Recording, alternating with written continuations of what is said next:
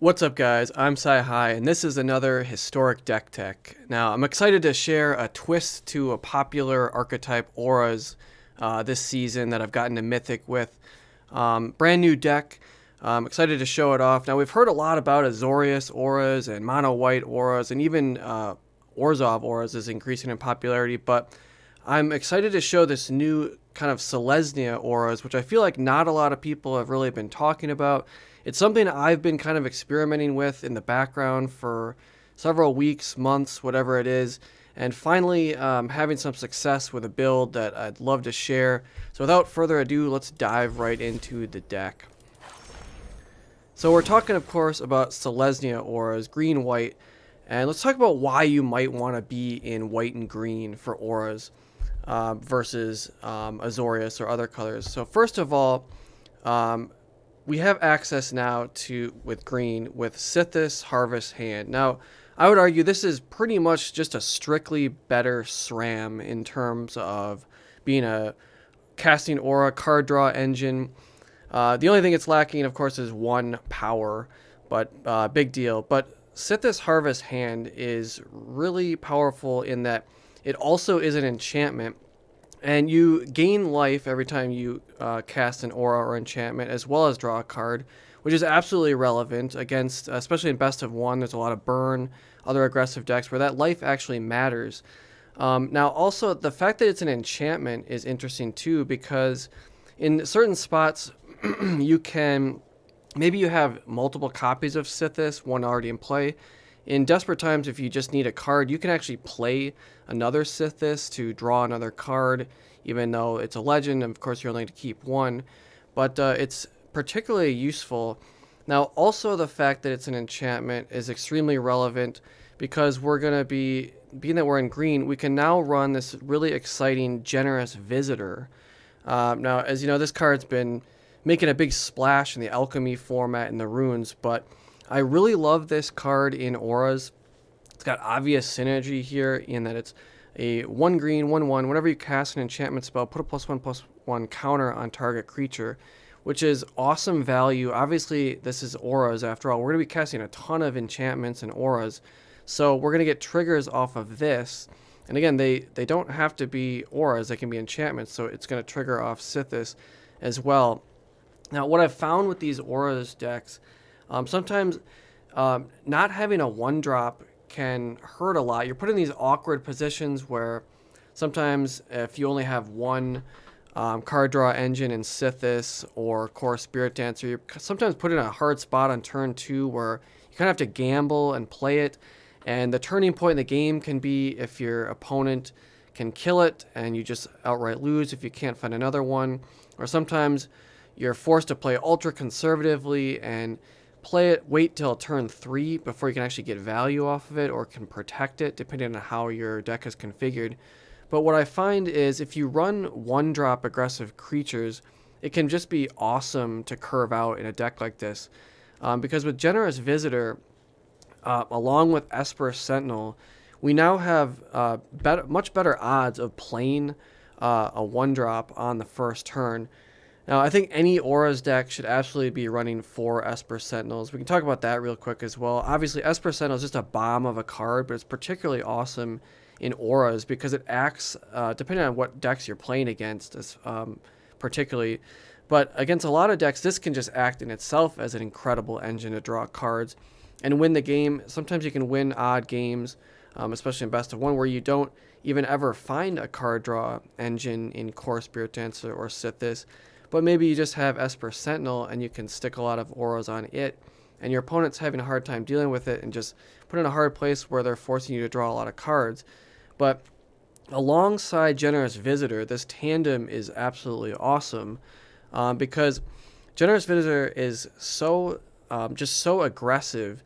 And if you compare it to some other cards, I like to compare this card to Luminarch Aspirant, which of course doesn't see a ton of play in Historic anymore, but is still a powerful card to compare it to, in that of course, with the nerfing to it, it puts a +1/+1 counter on a creature at the end step once per turn. Well, Generous Visitor is 1 mana less, and it's putting a +1/+1 counter on any creature whenever you cast an enchantment. So that's just outright beating Luminarch Aspirant in a race. And remember, Luminarch Aspirant's already a pretty good card, but this here is just a bomb. I've won a lot of games with this and just cruised through Diamond to Mythic just on the fact that you're just playing a lot of auras, and if your opponent can't answer this, it gets big very quickly. And there's can be a lot of skill in piloting this deck, in that you choose, of course, where the counters go. So generally speaking, depending on the game state, you kind of want to spread things around, spread your counters around, and try to just hedge your bet and kind of resist removal as much as you can. But again, having 1-drops in this aura deck is just really very, very valuable. So the tandem of these two guys is just incredible. Now, of course, we've got all the usual suspects here. We've got the 4 Sentinel's Eyes, 4 Cartouches. We're not doing anything with Light Paws here, so we've got a lot of 4-ofs. We're not diversifying enchantments to go with like a Light Paws package. We're going with kind of just the OG Kor Spiritdancer as well as Sythis, which again, I stress is just a strictly better SRAM. Another good thing to be in green for is, in the past I've talked about Azorius Auras decks being really strong because obviously white-blue has some really strong auras. Particularly what I like about white-blue is you can run 1 or 2 of the aura that grants a creature to be unblockable. Now, green doesn't have auras to make a creature unblockable, but we do have cards to effectively kind of, in a way, make creatures unblockable. One of the weaknesses to auras can be you get a massive Kor Spiritdancer or just a massive creature, but maybe your opponent just has a whole bunch of chump blockers and you just can't force the damage through. That's where that unblockability really helps. And again, so green doesn't have that, but we do have auras that can give creatures trample, and of course Rune of Might, which 1 green, 1 colorless, also has the benefit of when it enters the battlefield, we draw a card. The creature gets +1/+1 and trample. Now, I mentioned that drawing a card is also huge here because I see a lot of auras decks where people, and you look at the championships from this last weekend too, there doesn't seem to be a consensus on exactly the number of draw engines to run. We see decks sometimes have 4 Kor Spiritdancers, 4 SRAMs, and then maybe 4 Light Paws, so like a 12 total. Sometimes we see maybe 4 Light Paws, 4 Spiritdancers, and 2 SRAMs for just a total of 10. Well, in this deck, I'm actually only running 8. I've got the 4 Sythis and the 4 Kor Spiritdancers, but again, we have also Esper Sentinel, which I argue is kind of a pseudo draw engine, which can be just an incredible draw engine against some decks and just make it a nightmare for your opponent to deal with. But we also have the Generous Visitors, which these 2 cards coming down early, they're going to have big targets on their back, and people are going to point a lot of removal at these, and rightfully so. And that's not the end of the world. Sometimes they get killed even after they've provided value. You've already gotten some +1/+1 counters from them. That's all great. Or maybe you don't, but they get killed early, and that's fine because that can pave the way for our real draw engines to hit the battlefield in Sythis and Kor Spiritdancer. So I mentioned we were talking about the runes, and we also have, along with the 4 Rune of Mights, we have 1 additional copy. This is effectively 5 of this spell of the Rune of Might. Setessan Training is so similar. 1 green, 1 colorless. When it enters the battlefield, we draw a card as well. This time the creature just gets +1/+0 and trample. But again, you have a massive creature, you give it trample, and you're often winning the game like that, because it doesn't matter how many chump blockers I have. If you have a 20/20 Spiritdancer with trample, or a 15/15 Generous Visitor, you're just punching a lot of damage through. And I mentioned having only 8 true draw engine creatures I have found in this build to be okay, because like I said, in addition to these 1-drops that also can draw a lot of fire away, a lot of removal from the opponent, and help protect these guys kind of in a pseudo way, the fact that we have all these runes as well means that these are just drawing cards as well. So you're gonna find either a Kor Spiritdancer or a Sythis relatively often with this deck, because between the Sentinels and just all the auras that themselves draw cards, there's just a pure gas in drawing cards in this deck. In addition to the Runes of Might and the Setessan Training drawing cards, we also have 2 copies of Rune of Sustenance. Great to give creatures lifelink, obviously when they get very large, especially against burn and aggro decks. Also drawing a card off Rune of Sustenance as well. And the interesting thing about these runes is you don't have to cast them on creatures. They can enchant any permanent. Most of the time you're going to want to be giving, of course, one of your creatures trample or lifelink, but there are times when it doesn't matter, where maybe we have 4 Hushbringer in play, which also we're running 4 copies just because I've talked about this card at length in many other videos, but this stops so much in the format. It absolutely just it's a good game against a lot of decks, especially like Selesnya Heliod counters can really cripple that deck. Cripples a lot of combos, and it's good against the popular white-blue artifact decks as well. They've got several creatures with ETB effects. So Hushbringer is awesome, but what I'm getting on about here is like Hushbringer already has lifelink, so there are certain spots where maybe these runes you don't actually need to cast them on a creature, or maybe you don't even have a creature in play, you're in a tough spot, and you just need to cycle and draw a card. Don't be afraid to just cast a rune and enchant one of your own lands or one of your opponents just to be cute for whatever reason. Obviously, just make sure you don't enchant a creature or man land, because the trample or lifelink could become relevant there, especially if you're up against like a green deck that maybe has Nissa and can animate lands.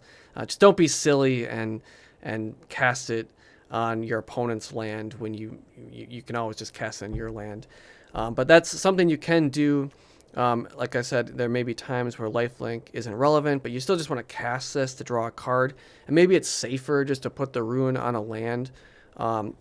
It's going to be less susceptible to dying or falling off the creature when it matters how many enchantments you have in play. For instance, we are also running For All That Glitters. I'm very bullish on this card. I think it's just so powerful, where the creature gets +1/+1 for each artifact or enchantment you control rather. Now, this is one of the most powerful auras you can cast and ends the game quickly and spirals out of control. The creatures get so large. But this is another reason why Sythis is such a bomb, because All That Glitters is also counting these going higher from the Sythis Harvest hand, where that wouldn't be happening with SRAM, because obviously SRAM is not an enchantment. So all in all, I think this is an awesome deck. It's a brand new deck I've gotten a Mythic with this season. I've been enjoying it a lot. It's really consistent.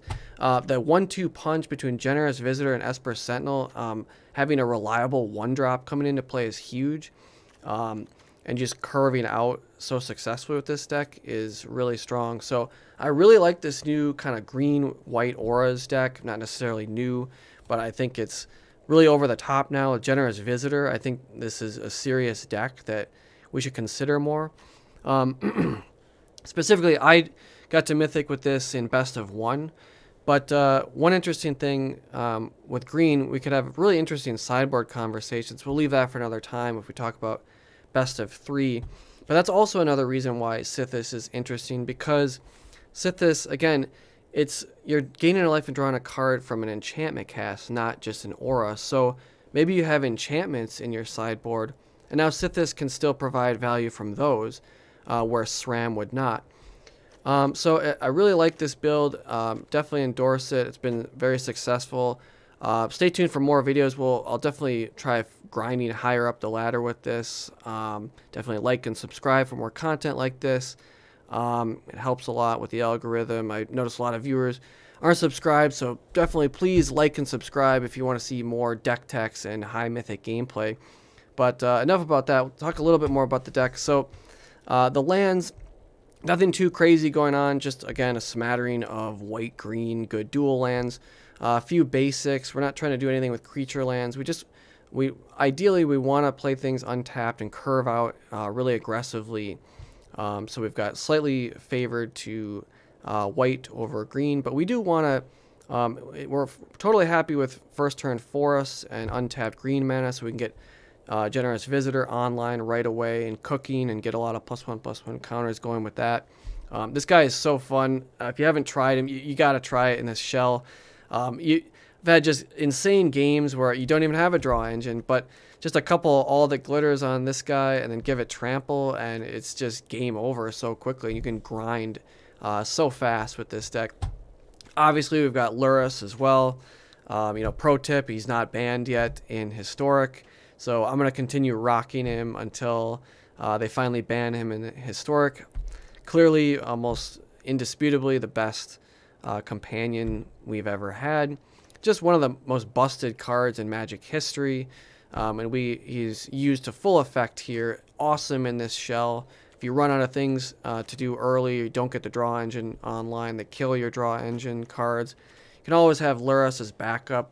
Can just bail you out and kind of just resurrect you from a dead spot and get out of tight spots and win games just on Lurrus's back. And we're not that into the graveyard either, so graveyard hate's not that big a deal. No cost to run Lurrus anyways. We're already running all these cards, who's kind of just a free companion. The only other card that really matters for the graveyard is Sentinel's Eyes, which is excellent, and you will cast this out of the graveyard a lot when you can. Of course, you are escaping 2 cards that you won't get back with Lurrus, but not the end of the world. Still really good. But that's the deck in a nutshell. If I were to think about changing anything or things that I'm still considering, it would be that I still think Light Paws is really powerful, and I'm still kind of on the fence about the right, like I was talking about earlier, what the actual right amount of draw engine creatures to run.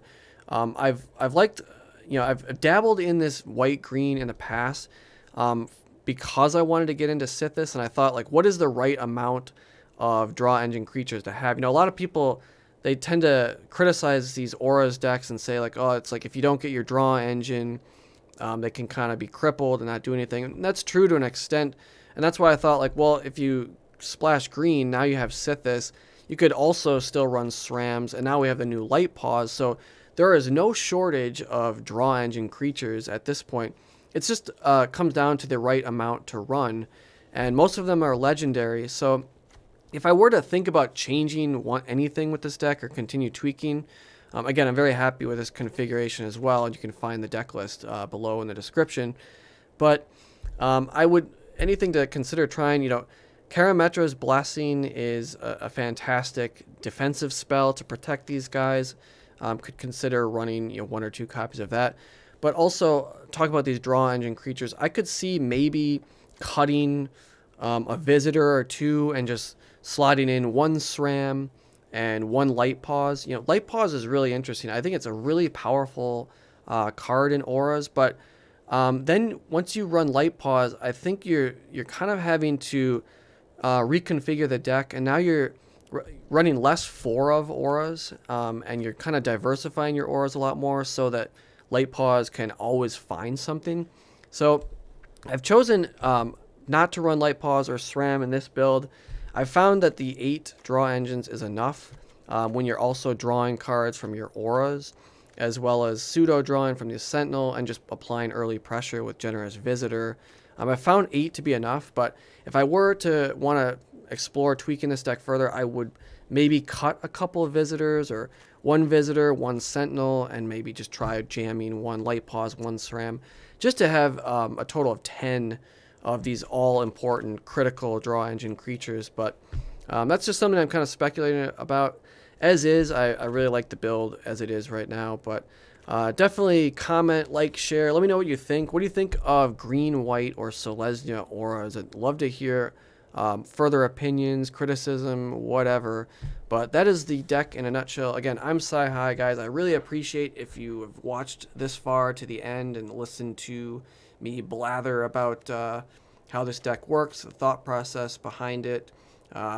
Stay tuned. I'll put up more gameplay of this as well. But definitely like, subscribe. It's free. I really appreciate it. It helps the algorithm. And if you're playing the ladder, as always, I always say good luck on the ladder and peace, guys.